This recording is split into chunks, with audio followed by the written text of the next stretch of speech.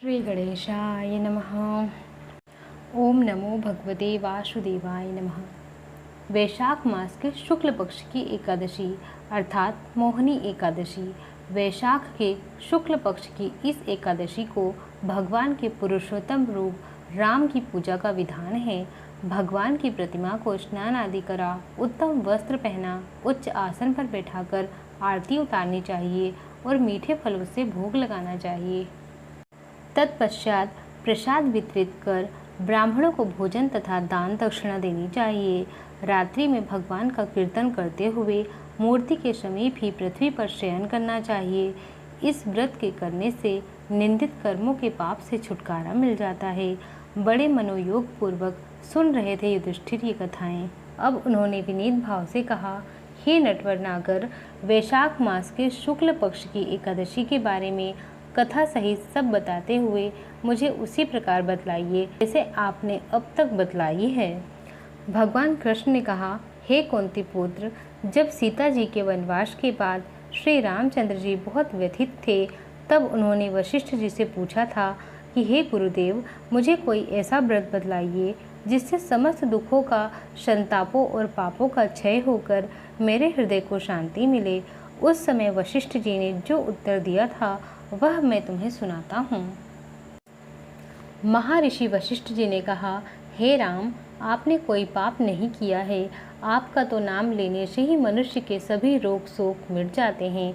यह प्रश्न आपने लोक हित की भावना से किया है, अतः मैं आपको बतलाता हूँ कि मानसिक शांति की प्राप्ति और संताप तथा पाप मिटाने का अमोघ अस्त्र है मोहिनी एकादशी का व्रत। वैशाख मास के शुक्ल पक्ष की एकादशी को मोहिनी एकादशी कहा जाता है।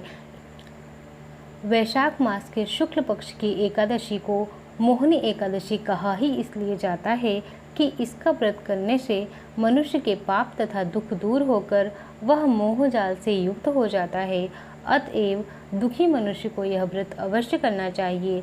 मैं इसकी कथा कहता हूँ, आप ध्यानपूर्वक सुनिए। सरस्वती नदी के किनारे बसी सुंदर और संपन्न नगरी भद्रावती में द्युतिमान नाम का चंद्रवंशी राजा राज्य करता था। इसी नगर में धन धान्य से परिपूर्ण धनपान नामक एक वैश्य भी रहता था। वह वैश्य अत्यंत धर्मात्मा एवं विष्णु भक्त था। उसने नगर में अनेक भोजनालय, प्याऊ, कुएं, तालाब एवं धर्मशाला आदि बनवाए थे। सड़कों के किनारे आम, जामुन, नीम आदि के अनेक वृक्ष लगवाए। उस वैश्य के सुमना, सद्बुद्धि, मेधावी, सुकृति और धृष्ट बुद्धि नाम के 5 पुत्र थे। उनके 4 पुत्र तो धर्मात्मा थे, परंतु सबसे छोटा बेटा धृष्टि बुद्धि महापापी, लंपट और दुराचारी था।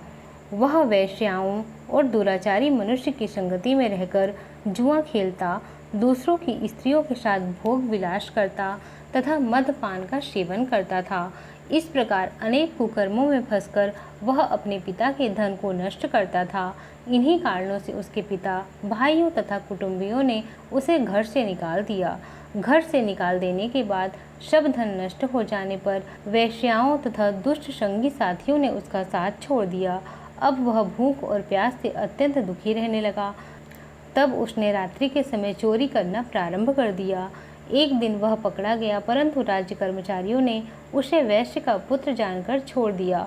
परंतु जब दूसरी बार पकड़ा गया तो उन्होंने राजा के सामने उपस्थित कर दिया।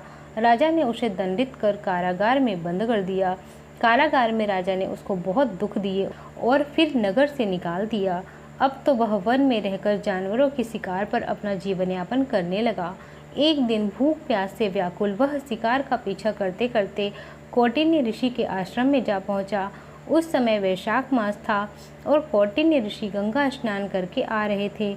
उनके भीगे वस्त्रों के छींटे पड़ने से उसको कुछ सद्बुद्धि प्राप्त हुई और वह मुनि के सामने हाथ जोड़कर कहने लगा, हे मुनीश्वर, मैंने अपने जीवन में बहुत पाप किए हैं, अतः आप उन पापों से छूटने का कोई साधारण और बिना व्यय का उपाय बतलाइए। उसके इस दीन वचन को सुनकर ऋषि कहने लगे कि ध्यान देकर सुनो। तुम वैशाख शुक्ल एकादशी का व्रत रखो। इस एकादशी का नाम मोहिनी है और इससे तुम्हारे सब पाप नष्ट हो जाएंगे। मुनि के वचन सुनकर वह अत्यंत प्रसन्न हुआ और उनके द्वारा बताई गई विधि के अनुसार उसने मोहिनी एकादशी का व्रत किया। हे राम, इस व्रत के प्रभाव से उसके सब पाप नष्ट हो गए और अंत में वह गरुड़ पर चढ़कर विष्णुलोक गया। इस व्रत से मोह आदि सब नष्ट हो जाते हैं। अतः संसार में इस व्रत से श्रेष्ठ अन्य कोई व्रत नहीं है। इसके महात्म्य को पढ़ने अथवा सुनने से 1000 गोदान का फल प्राप्त होता है। बोलो एकादशी मैया की जय, श्री रामचंद्र की जय, लक्ष्मी नारायण की जय।